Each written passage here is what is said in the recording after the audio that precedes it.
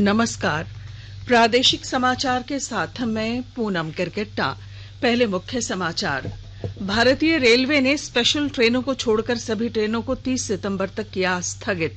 झारखंड में कोरोना से स्वस्थ होने वाले मरीजों की दर 50% हुई। राज्य में 8,981 मरीज अब भी सक्रिय।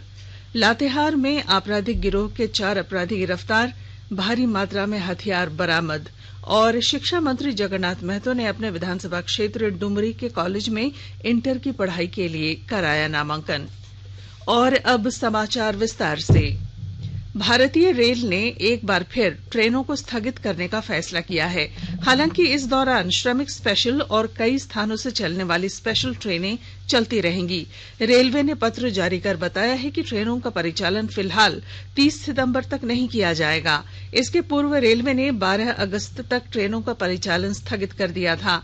गौरतलब है कि कोरोना संक्रमण के कारण रेल परिचालन देश में 24 मार्च से ही बंद है। हालांकि मई महीने में रेलवे ने कुछ ट्रेनों का परिचालन शुरू किया था, जो अब भी जारी रहेंगी। रेल मंत्रालय ने कहा है कि रेलवे में भर्ती के लिए कोई भी विज्ञापन केवल रेलवे द्वारा ही जारी किया जाता है और इसके लिए किसी भी निजी एजेंसी को अधिकृत नहीं किया जाता।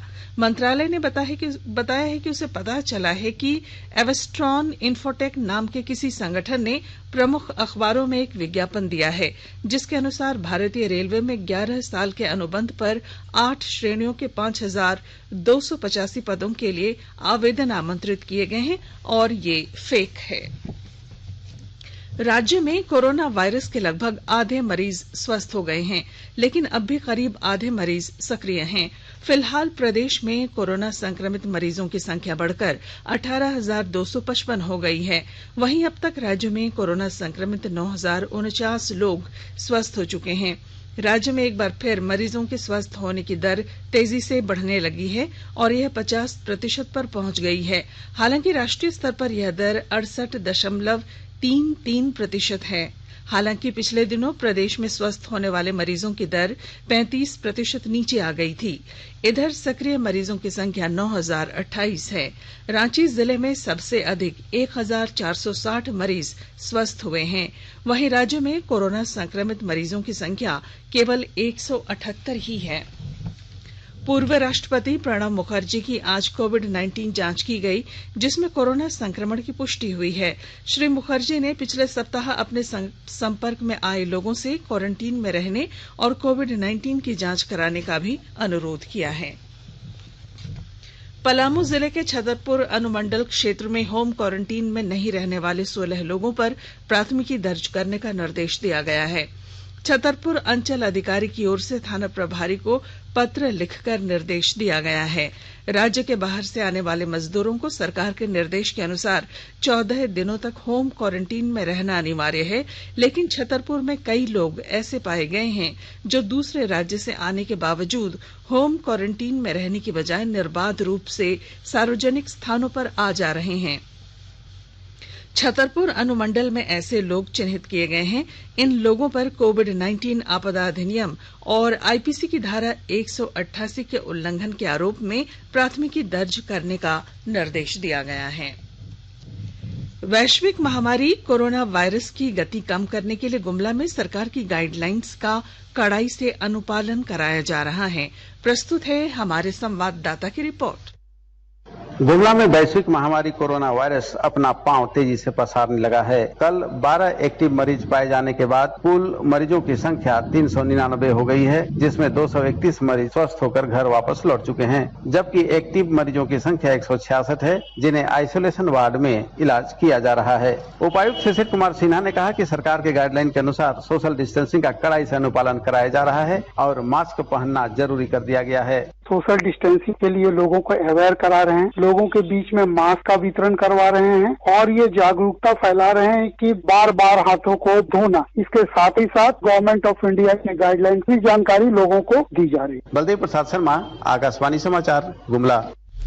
राजधानी रांची के अल्बर्ट एक्का चौक पर सैलून मालिकों ने दुकानों को खोलने के लिए आज प्रदर्शन किया। सैलून मालिकों के अनुसार 5 महीने से दुकानें बंद होने के कारण उनके समक्ष भूखमरी की स्थिति उत्पन्न हो गई है। जिस तरह से जूते और मिठाई की दुकानों को खोलने के लिए गाइडलाइन जारी किए गए थे, उसी तरह सैलून दुकानों को खोलने के लिए भी गाइडलाइन जारी किए जाएं। सैलून मालिकों ने दिल्ली और मुंबई की तर्ज पर सरकार की ओर से सैलूनों को खोलने की अनुमति देने की मांग की। स्वास्थ्य और परिवार कल्याण मंत्रालय ने लोगों को सलाह दी है कि नोवेल कोरोना वायरस से अपने को सुरक्षित रखने के लिए सभी बुनियादी एहतियाती उपायों का पालन करें और सामाजिक दूरी बनाए रखें। एक रिपोर्ट। सरकार ने कहा है कि आवश्यक वस्तुओं की पर्याप्त आपूर्ति जारी है और लोगों को चिंता करने की कोई जरूरत नहीं है। लोगों को सलाह दी जाती है कि वे आवश्यक वस्तुओं और चिकित्सा सामानों की खरीदारी करते समय धैर्य रखें और शांत रहें।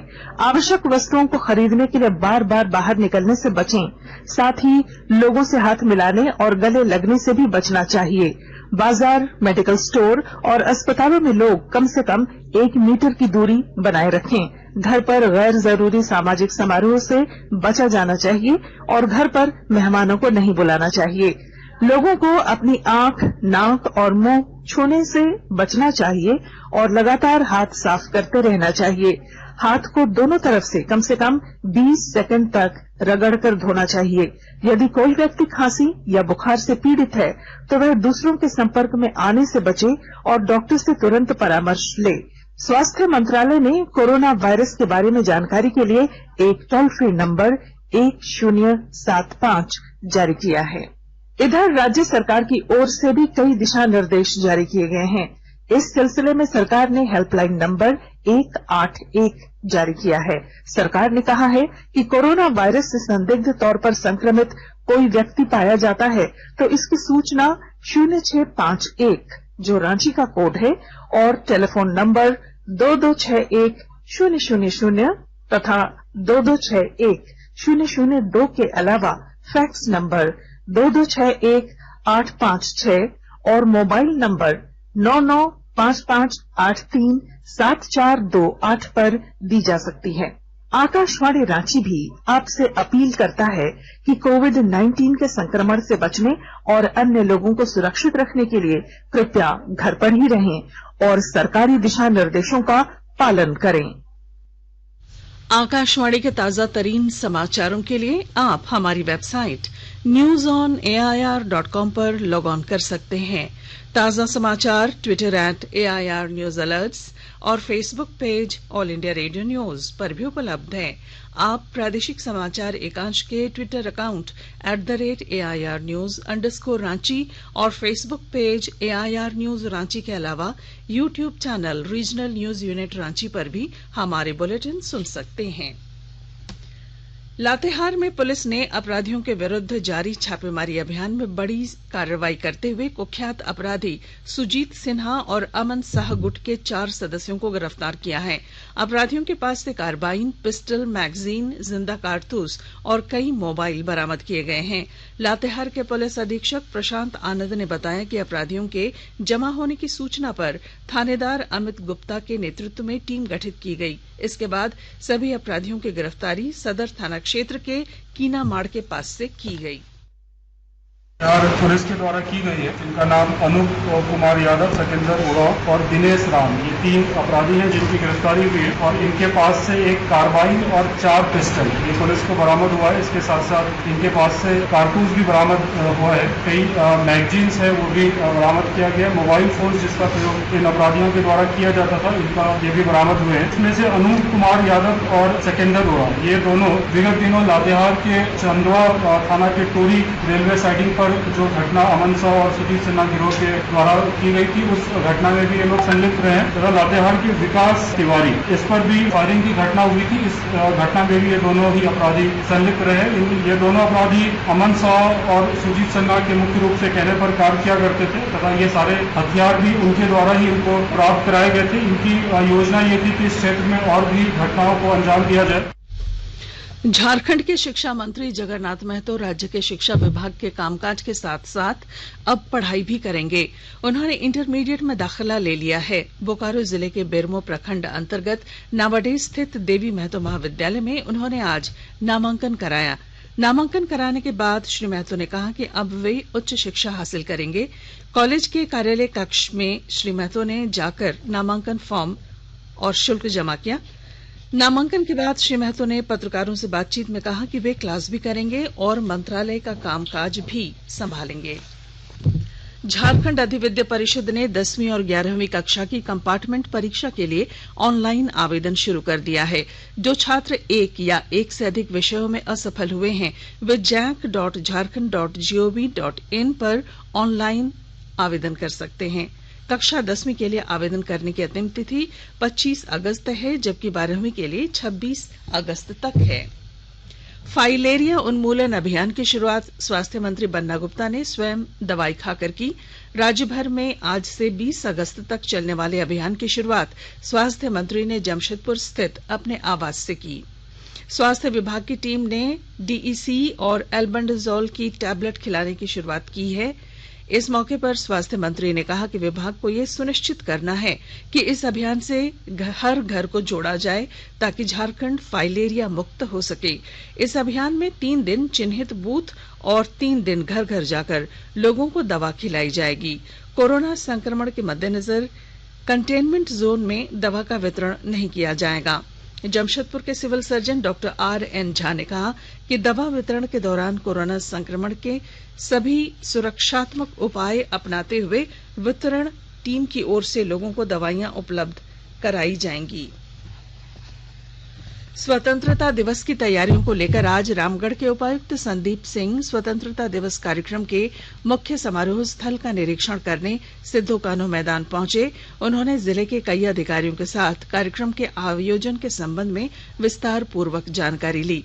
निरीक्षण के दौरान उप विकास आयुक्त, अपर समाहर्ता और अनुमंडल पदाधिकारी द्वारा उपायुक्त को कोविड-19 को ध्यान में रखते हुए इस साल स्वतंत्रता दिवस के आयोजन के लिए की जा रही तैयारियों के संबंध में जानकारी दी गई।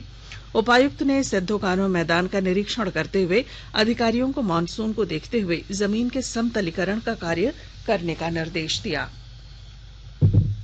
लातेहार जिले के 187 आंगनबाड़ी केंद्रों को मॉडल रूप दिया जाएगा।